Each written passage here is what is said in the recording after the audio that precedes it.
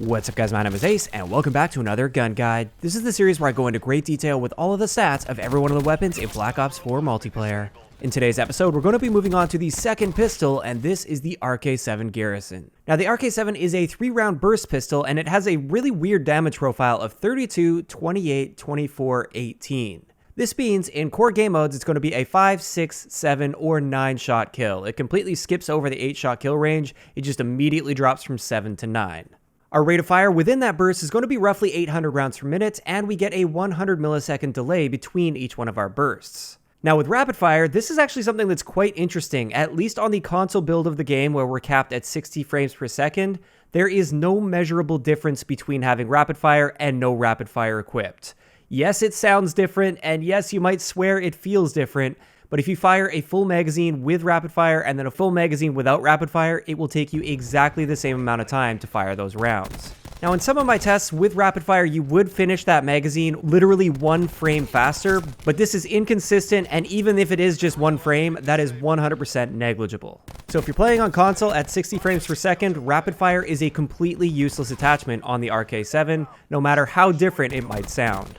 This means our statistical minimum time to kill with the RK7 in core modes is going to be 400 milliseconds in the 5-shot kill range, and then it'll drop all the way off to 800 milliseconds within the 9-shot kill range. This is a painfully slow time to kill. Even up close, it's not a very good time to kill, but once you start to get to the longer ranges, it's one of the slowest statistical time to kills I've ever seen in a Call of Duty game.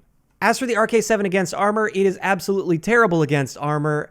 It will take you 1 extra shot to kill from 0 to 12.5 meters, which isn't a very long range at all, and then beyond 12.5 meters, it's going to take you 2 extra shots to kill somebody. So once you get to that 9-shot kill range, it's now an 11-shot kill on somebody that has armor, taking your time to kill above a second. Speaking of ranges, as you can see here, the RK7 also has a terrible range profile. Its 5-shot kill range is only about 7 or 8 meters, like it's very, very short. Then our 6-shot kill range will extend out to 12.5 meters.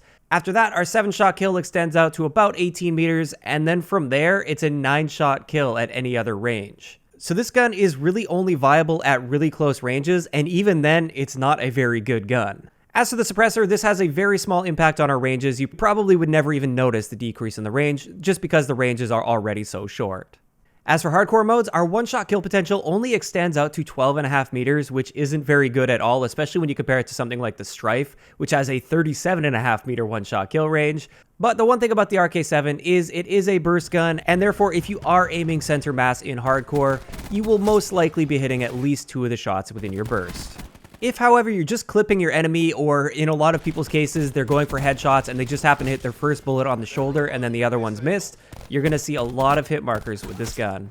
Moving on to headshots, we get a standard headshot multiplier of 1.1, which gives us a headshot damage profile of 35, 30, 26, 19. What this means is, technically speaking, if you were to hit every single bullet at some of the ranges to the head, then it would reduce the number of shots it takes to kill. But considering the fact that this is a burst gun and it does have recoil within the burst, it's quite simply not practical at all to ever bother aiming for the head unless you're going for those camos, in which case I would highly encourage you guys to do this in hardcore. This brings us to hipfire, and as you can see here, the RK7 has the worst hipfire spread in the pistol category. Not by a very large margin, but it is technically the worst. And we do have the option to put laser sight on this, which will only very slightly reduce your hipfire spread, and I wouldn't necessarily recommend this. We also have the option for laser sight too, which, as you guys have seen in previous episodes of this, it doesn't tighten your hipfire spread up any further than the first laser sight attachment. All it does is it makes it so when you're moving, your hipfire spread remains consistent. It no longer increases in size as you move around.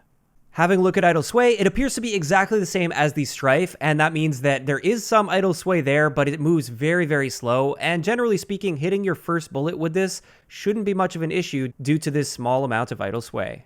Getting into our recoil, as you can see here, there is definitely some noticeable recoil within each burst, but it generally recenters to the exact same spot between each burst. So at those really close ranges where you should be using this gun, recoil shouldn't be a huge issue unless you're actively aiming for the head.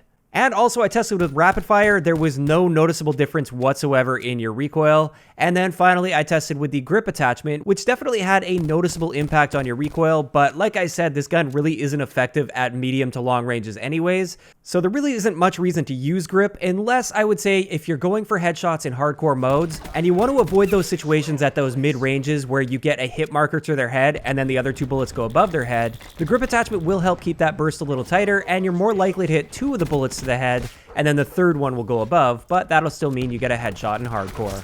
Our magazine capacity with the RK7 is 15 rounds with 45 total starting ammo, and with extended mags we can bump this up to 24 rounds with 72 total starting ammo, or if we want to go crazy and use extended mags too, you get a very solid magazine capacity at 36 rounds with 108 total starting ammo.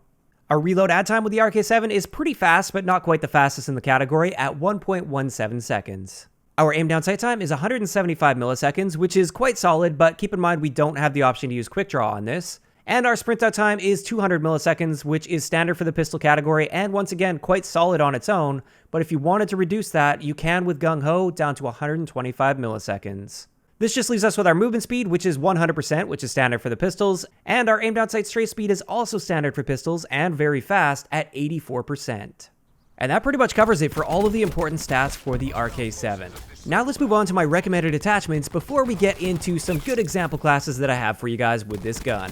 When it comes to optical attachments, I feel like the iron sights are just fine on this, although if you're trying to go for headshots for dark matter for this gun, and you want that little bit of extra precision on your first shot, then feel free to pop on a reflex or an elo, and same thing goes if I happen to have an extra point on my class and nothing else to do with it, then I just might pop it on here.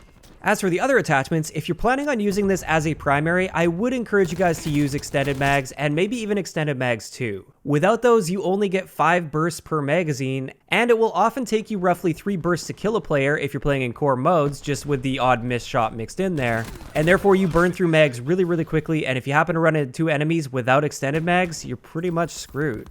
As for the other attachments, laser sight, I don't like using on this gun. I feel like it doesn't give you enough of a benefit. It doesn't really tighten your hipfire spread up all that much. Grip, like I said, probably wouldn't use this at all unless I'm going for headshots in hardcore modes.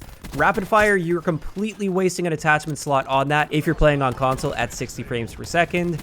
And therefore that just leaves us with suppressor, which isn't a bad choice because your ranges are already so low that a percentage reduction to that has barely any effect whatsoever on your range values. So finally, let's get into a couple example classes I have for you guys with the RK7. First up, this class here is something that I might use in core game modes if I am using the RK7 as a primary. With this, we're using both of the extended mag attachments. I've also got the elo sight on there just because I had an extra class point available. Our gear is going to be acoustic sensor, so we know when enemies are coming so we can be prepared for them and try and get a little bit of a leg up because we're going to need it when it comes to time to kill. Our equipment is special issue. Perk 1 is going to be Scavenger as well as Tac Mask because Tac Mask helps with quite a few situations. Perk 2 is going to be Gung Ho just because, like I said, we want to minimize our practical time to kill as much as possible. And even though Gung Ho isn't necessary, it does help a little bit in that area.